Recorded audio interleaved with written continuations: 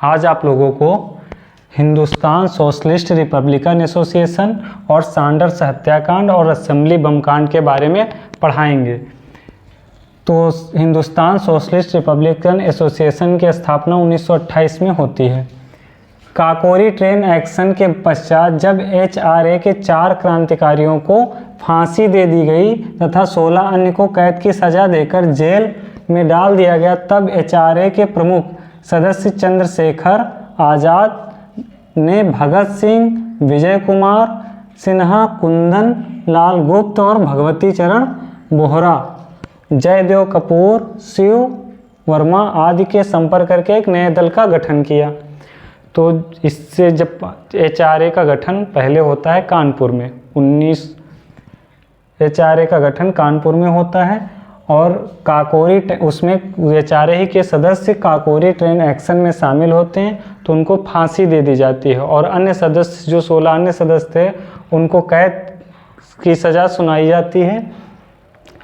इसके बाद चंद्रशेखर प्रमुख, क्योंकि वो संगठन कमज़ोर हो जाता है, तो इसके जो प्रमुख थे, HRA के प्रमुख थे चंद्रशेखर आज़ाद, उन्होंने भगत सिंह, विजय कुमार सिन्हा, कुंदन लाल गुप्त, भगवती चरण बोहरा और जयदेव कपूर व शिव वर्मा आदि से संपर्क करके एक दल का गठन किया और सितंबर 1928 को दिल्ली के फिरोज शाह कोटला मैदान में आपसी सहमत एक गुप्त बैठक की करके भगत सिंह द्वारा स्थापित, तो सितंबर 1928 ईस्वी को दिल्ली के फिरोज शाह कोटला मैदान में सब लोग एकत्रित होते हैं और जिसमें भगत सिंह के द्वारा स्थापित जो थी भारत नौजवान सभा कहाँ स्थापित होती, लाहौर में। कब? 1926 में, कि जितने भी सदस्य होते हैं उनका विलय HRA में कर दिया जाता है और आपसी सहमत से इसका नाम बदल कर ही हिंदुस्तान सोशलिस्ट रिपब्लिकन एसोसिएशन कर दिया जाता है। तो जब इसमें भगत सिंह के यानी नौजवान सभा के सदस्य शामिल हो जाते हैं और भी क्रांतिकारी थे वो भी शामिल होते हैं, तो इसका नाम चेंज कर HRA का ही नाम चेंज कर क्या कर दिया जाता है, हिंदुस्तान सोशलिस्ट रिपब्लिकन एसोसिएशन। अब अगला पॉइंट है सैंडर्स हत्याकांड 1928। साइमन कमीशन के विरोध में हुए लाठीचार्ज में लाला लाजपत राय शहीद हो गए। उन पर लाठीचार्ज कराने वाले पुलिस अधीक्षक जेम्स स्कॉट को मारने के प्रयास में भगत सिंह शिवराम राजगुरु ने 17 दिसंबर 1928 को लाहौर में गलती से जॉन सैंडर्स की गोली मारकर हत्या कर दी। इसमें सुखदेव थापर और चंद्रशेखर आज़ाद भी शामिल थे।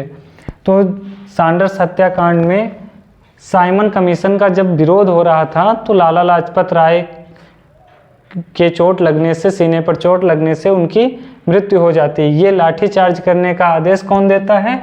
James Scott.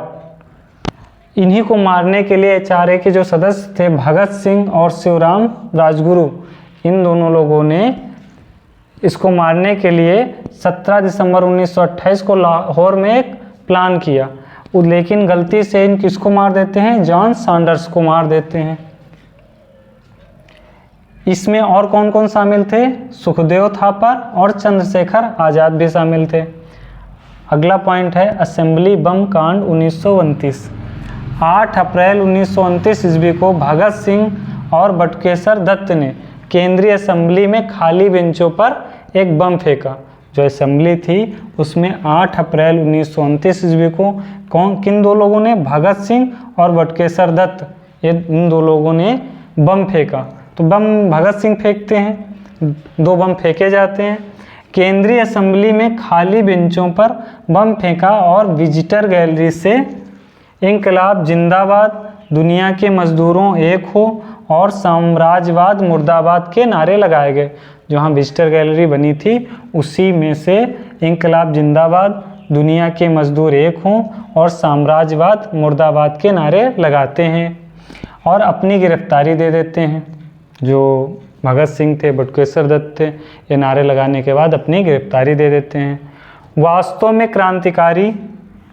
जो क्रांतिकारी थे भगत सिंह, बटुकेश्वर दत्त, केवल क्रांति के अपने विचार फैलाना चाहते थे, ना कि किसी को नुकसान पहुंचाना चाहते थे।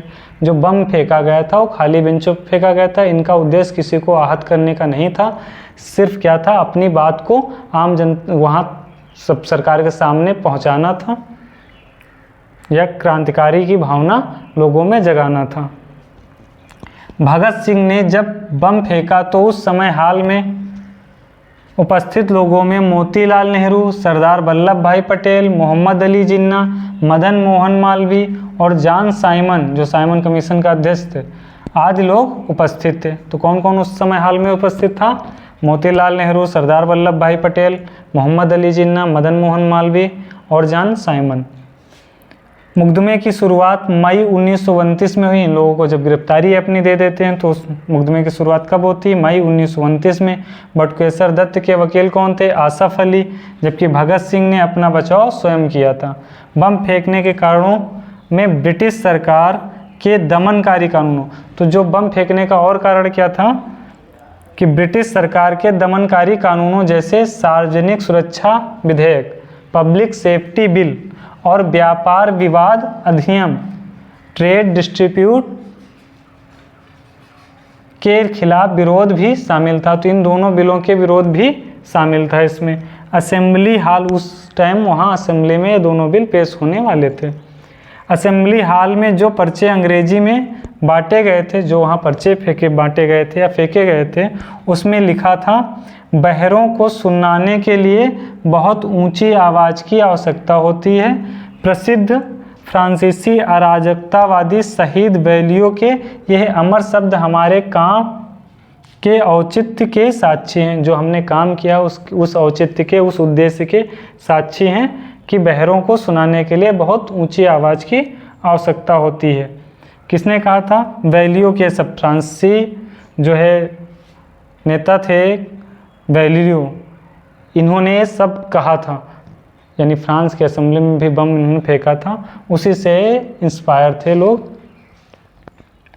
अब आगे कुछ पॉइंट दे रखा है। हार्टोग समिति, प्राथमिक शिक्षा किस पर आधारित थी? हार्टोग समिति प्राथमिक शिक्षा पर। कब गठित हुई? 1929 में। उस समय वायसराय कौन था? Lord Irwin.